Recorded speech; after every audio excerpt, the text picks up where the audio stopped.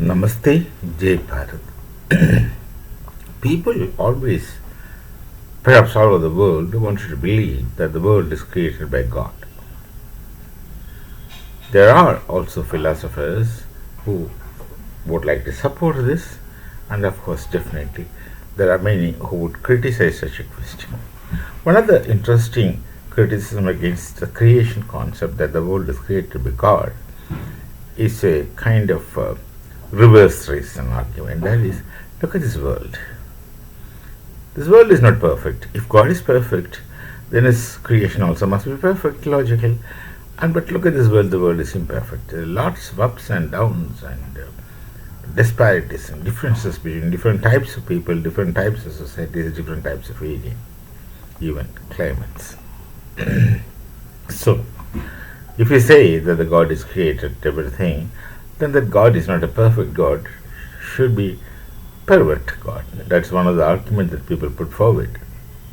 Another argument is that there must be an infant God, was by mistake he was playfully created without really understanding what is he doing. This is another kind of argument. There are quite many arguments in this connection, but the point remains the same, that there are ups and downs in the world. The world is not perfect. Someone has more, someone has less, someone has everything, someone has nothing. Now, in our present time, I said this because to say that the world has ups and downs and they are not uniformly, like Marx would have thought, that things are not distributed equally between equal human beings. There are differences. But there are some people who have everything. They have money, they have authority, they have weapons, they have army, they have all the luxuries which they think that can comfort them, they can buy. And such societies, which of course gets into nation societies, such nations have such leaders or such people who run the show. Now, after getting themselves comfortably settled, they started poking their unwanted nose into others' others' affairs. That's what we see in the world. There are people who are comfortable with their existence and they don't want others somehow to come close to them. They're afraid. See, this is what, when you're rich, you're afraid that you're afraid that you might lose your riches. When you have something, you're afraid that you can lose it at any time. This kind of a psychological problem goes on in the minds of even common people. Otherwise, that person, who's the hypothetical person, normally exists comfortably and sleeps nicely, has good sleep, but suppose he overnight becomes rich, he loses everything, all comforts, all peace of mind, everything, because he's constantly worried that things would change, things would become different. That fear always is there. Anyway, so when such societies, such nations have everything, they'll start putting their hands, noses, whatever, into the affairs of others.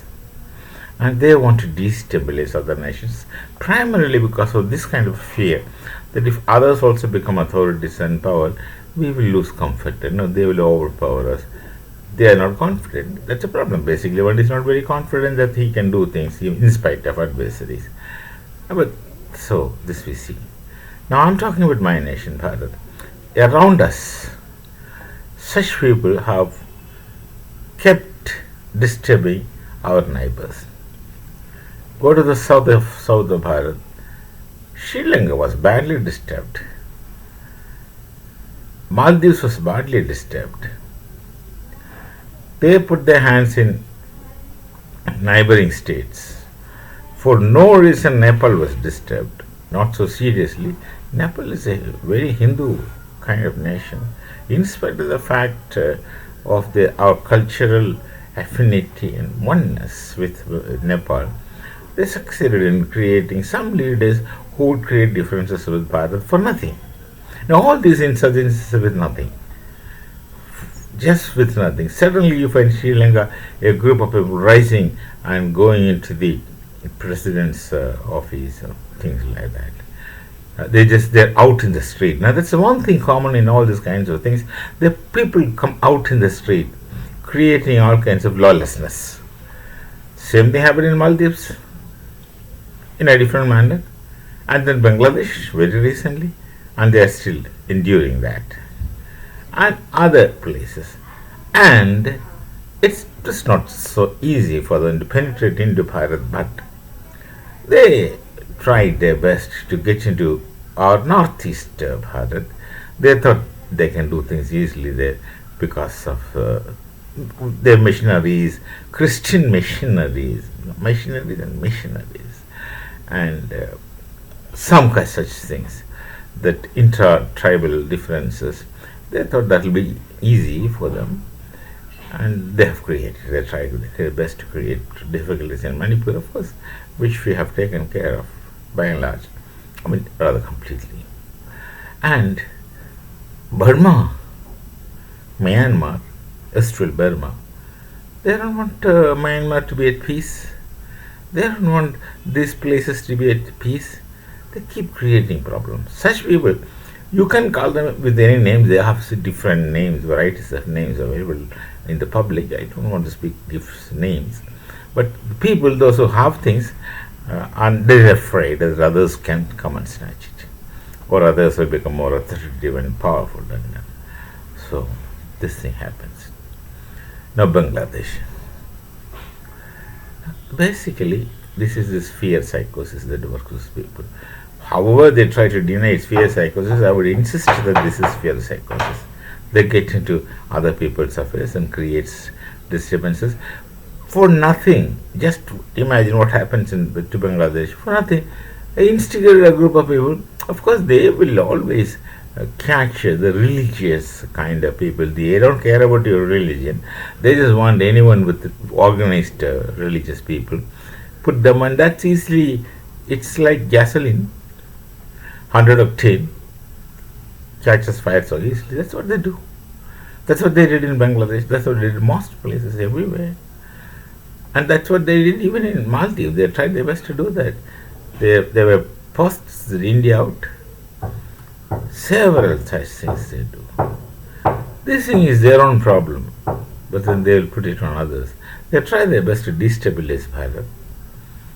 They can't success because they don't understand the vitality and dynamics that is in Bharat. Because this is certainly not their cups of tea. Even comprehending the situation in Bharat, our infrastructure, our internal strength, this is beyond their comprehension and understanding. But they would keep trying. Somebody would, of course, talk about cutting south of the north. Anything is possible.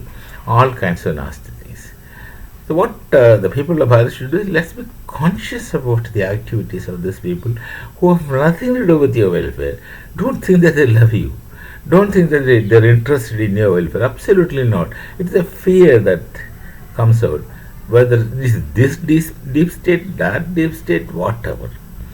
And of course, there are politicians who are playing to the tunes because they get paid. Paying and they get playing. So we'll want to try to understand things that's happening around us. So till we meet again next time, it's Namaste. Jai Bharat, Jai Sri Ram.